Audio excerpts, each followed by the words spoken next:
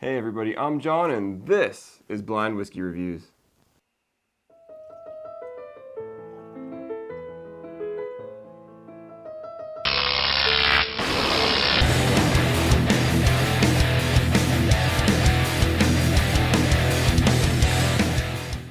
Hey everybody, and thank you so much for joining me today here on Blind Whiskey Reviews, the most honest reviews on YouTube.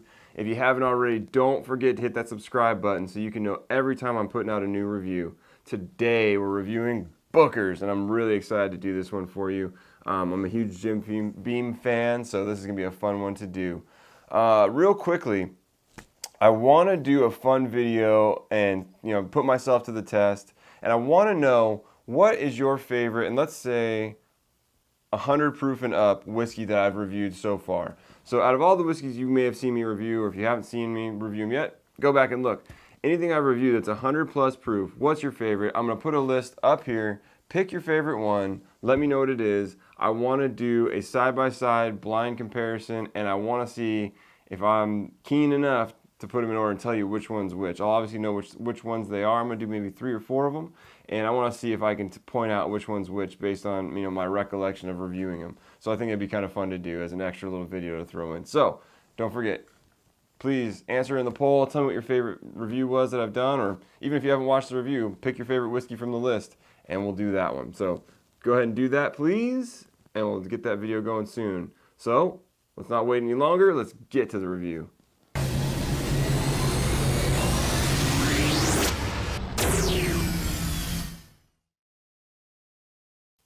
All right, everybody, let's get into the whiskey. First, as always, the color. This one's a touch dark. Actually, very dark. Dark amber. Looks like the stuff the mosquitoes were caught in Jurassic Park. Dark. That nose is strange. I know it's gonna sound weird, but my very first impression of this was Play-Doh. Like that smell you get when you open like a fresh jar of Play-Doh. I know that's a weird note. Past that, there's like a nuttiness.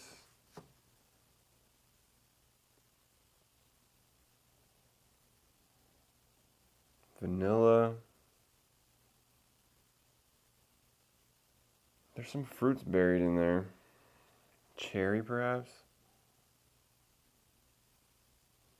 It's a little hot on the nose, so I'm guessing this is a little bit higher proof.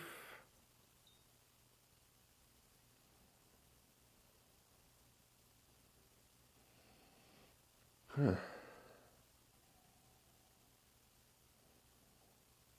Yeah, definitely cherry. I'm having a hard time picking out characters on the nose, though. But let's get onto the palate and the taste here and see where we're at. Cheers.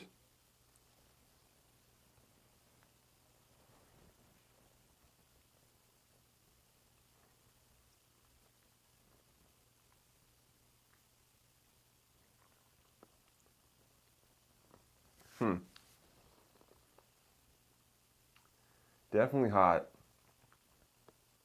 Not harsh. Heats up the mouth. I'm guessing we're well over 100 proof, maybe like 110, 115 proof. That character that I described as Play-Doh on the nose is still there.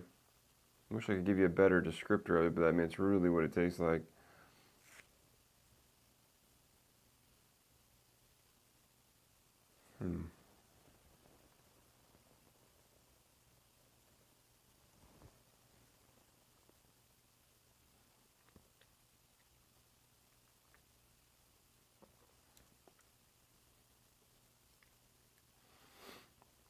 That flavor's, it's strange. It's kind of overwhelming. There's things behind it that are kind of hard to pick out. There's definitely a fruitiness to it. Like I described, that cherry character. There's a sweetness here that's, it doesn't feel like your typical like caramel or brown sugar. It feels like the sweetness is coming from the fruit characters.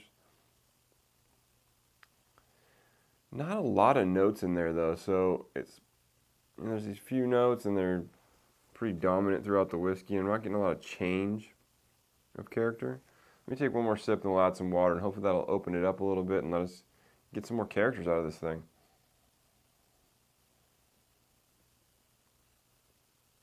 On the nose, there's now almost like a herbally, like floral kind of character. It's opening up a little bit. You know, this bottle just got opened as they always do, so, you know, a lot of these whiskeys need time to open up, and that just doesn't happen while I'm reviewing them. So maybe this is definitely going to have to be one that we come back to for a re-review at some point. Maybe like a cinnamon character in there.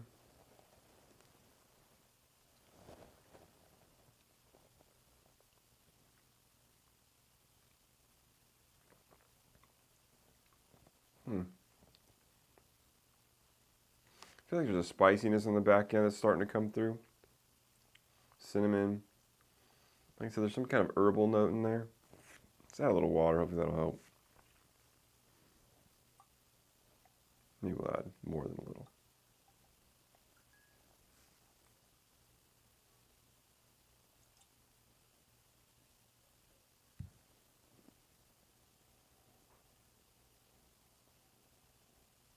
Definitely brought more fruit forward on the nose. Darker fruits. Cherry. Have that raisiny character.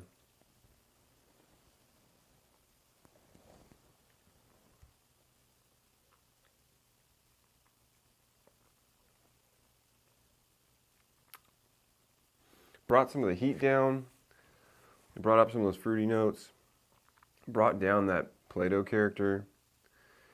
Brought in like a nuttiness. There's a nutty character in there. Towards the back end.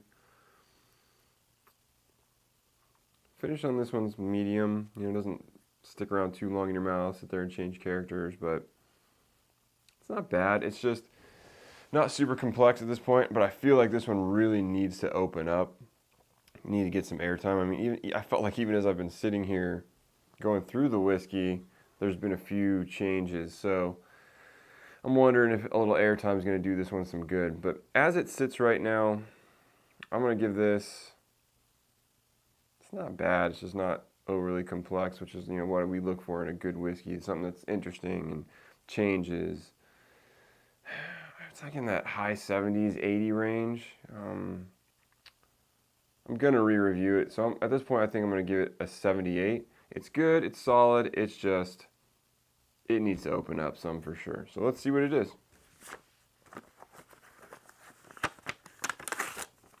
This is Booker's.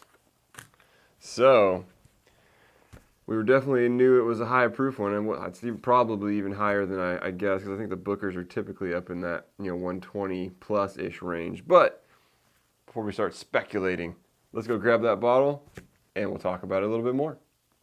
All right, we just finished our review of Booker's. This batch is the 2017-03. It's the Front Porch Batch, which is 62.95% alcohol, 125.9 proof. This particular batch is 6 years, 5 months, and 25 days. Very specific. Old, so just 6.5 years-ish. It was good, but, you know, I've had one of my gripes with Booker's in the past, and it's still true, is that there are some batches that are amazing, and there are some batches that aren't as good. And at this point, and again, I think I mentioned it in the review, this needs to open up. It is not at the point where it's going to be at its peak of flavor and complexity. So we're definitely going to come back to this one in a re-review session. But this one wasn't amazing. I mean, it's good, it's solid, it's flavorful to a degree. It's just not complex. It had a slightly odd character. I think I kept describing it as Play-Doh. I have a real good feeling that Play-Doh character is going to die down, go away once this gets some airtime, and some of these other flavors are going to come forward. I think it's going to be a lot better. But at this point, it wasn't amazing. It was good. wasn't amazing. And this is kind of the deal with Booker's. It's hit and miss on the batches, and some people sit here and say that batches don't matter, and I completely disagree. You know, in these whiskeys where they do it like Booker's has done, where it's allegedly, I mean, I don't know how many bottles they put out on a typical release, but it's a small batch whiskey, and each one is different. It changes from whiskey to whiskey, so it's tough. And I do believe there's variance from batch to batch. And with Booker's, at least in my experience, there's been significant variance from batch to batch. Because I think I had the batch after this one, the 2017-04, and that one was amazing. It was delicious. So, and that was right out of the bottle. I was at a bar, they opened up the bottle right in front of me, poured it, and it was delicious from the get-go. So, again, your mileage may vary depending on the batch of Booker's you have, but Booker's is a great whiskey. They always kind of have, at least as long as I've been paying attention, Booker's is uncut, unfiltered. So those are obviously things that it's a barrel-proof whiskey. They don't filter it, which is great. You know, everybody's going towards the unfiltered route these days, and everybody's looking for that. So that's a cool thing. In terms of value, now this has obviously changed a lot over the last several years. I was able to pick this bottle up for $50, which is a good deal. And at that price, it's a steal all day long. A lot of places are charging $60, $70, maybe even a little bit more dollars for Booker's. And I have a really hard time saying you should pay that, because there's other whiskeys that are barrel proof that are below that price range. And the one I always bring up is Elijah Craig barrel proof, that are, in my opinion, more consistent and generally better than a batch of Booker's. Is there Booker's that live up to that? Sure. But Booker's is relatively inconsistent when it comes to that, and I would take Elijah Craig barrel proof all day over Booker's. That's just, it is what it is. But I like Booker's, and at $50, I'd buy it all day long. So $50 to $60, I'd say is a good price range, and once it starts getting up over that, I don't think I'm a buyer. But let me know what you think of Booker's. Let me know what you think of the batch variants, and let me know if you've got a favorite batch that's available. You know, I'd love to try other batches and compare them. So I'll definitely be picking up another bottle of Booker's if I can still get it at that price, definitely. And we'll be doing that. So let me know what you think of Booker's, what your favorite batch of late is. If you haven't already, start following me on Instagram and Twitter at blind_reviews. You can send me an email at blindwhiskeyreviews with an E, whiskey with an E, @gmail.com. And until next time, cheers.